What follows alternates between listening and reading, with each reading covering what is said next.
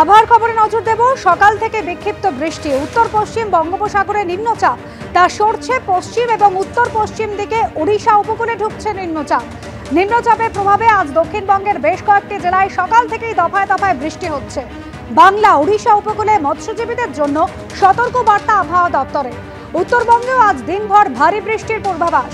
আগামীকাল পরশু বজ্রবিদ্যুৎ সহ বৃষ্টির পূর্বাভাস দক্ষিণবঙ্গের অধিকাংশ জেলায়।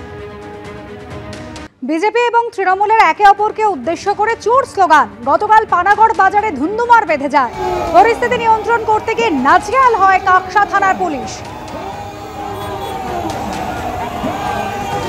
কলকাতায় ভাষা আন্দোলনে মঞ্চ ভাঙার প্রতিবাদ করে পানাগড় বাজারে প্রতিবাদে নামে তৃণমূলের কর্মীরা।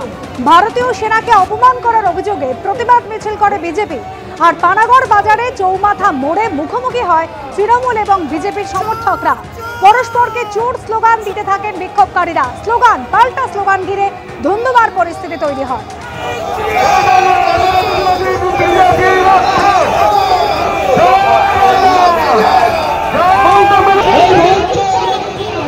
প্রদেশ কংগ্রেস অফিসে গুন্ডামির ঘটনায় 5 দিন পর জালে মূল অভিযুক্ত রাকেশ সিং, তাকে গতকাল রাতে পুলিশ গ্রেপ্তার করেছে।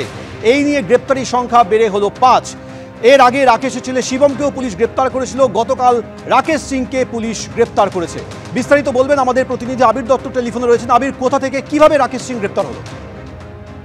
দেখো, এক আত্মীয়র একটি ফ্ল্যাট রয়েছে কিন্তু একটি আবাসনে ট্যাংরা অঞ্চলে, সেখান থেকেই গতকাল রাত্রিবেলা রাকেশ সিংকে গ্রেপ্তার করা হয় এবং তার বিরুদ্ধে যেটা অভিযোগ যে নেতৃত্ব দিয়েছিল সে প্রদেশ কংগ্রেস অফিসে যে হামলার ঘটনা ঘটে সেই ঘটনার।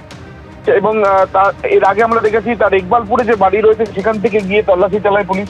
তার ছেলেকেও গ্রেপ্তার করা হয়। এর আগেও বেশ কয়েকজনকে গ্রেপ্তার করা হয় যারা এই ঘটনার সঙ্গে জড়িত বলে সন্দেহ ছিল তদন্তকারীদের।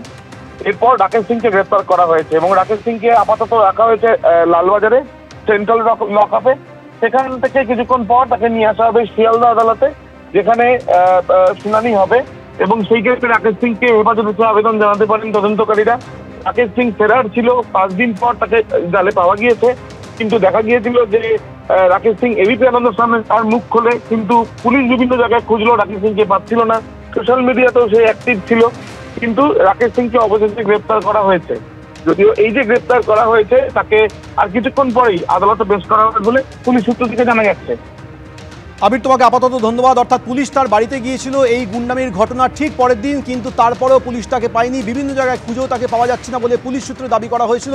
কিন্তু এবিপি আনন্দ এই রাকেশ সিংকে খুঁজে বের করেছিল। ক্যামেরার সামনে তিনি দাবি করেছিলেন যে তিনি কলকাতাতেই আছেন, অথচ সেই রাকেশ সিংকে খুঁজে পেয়ে গ্রেফতার করতে লেগে গেল 5 দিন। শওকত মোল্লার কনভয়ে পুলিশের পাইলট কারের ধাক্কায় মৃত বাইক আরোহী। ন্যায় বিচার চাইছে দুর্ঘটনার মৃতের পরিবার। মানুষ ট্রাফিক আইন ভাঙলে মামলা রুজু হয়। রেজিস্ট্রেশন বাতিল হওয়া গাড়ি বিধায়কের কনভয় চলে কি করে? ফিটনেসের মেয়াদ পুরনো গাড়ি তৃণমূলের বিধায়কের কনভয় কি করে চলছিল? পুলিশ বলেই কি ছাড় মৃত বাইক আরোহীর পরিবারের?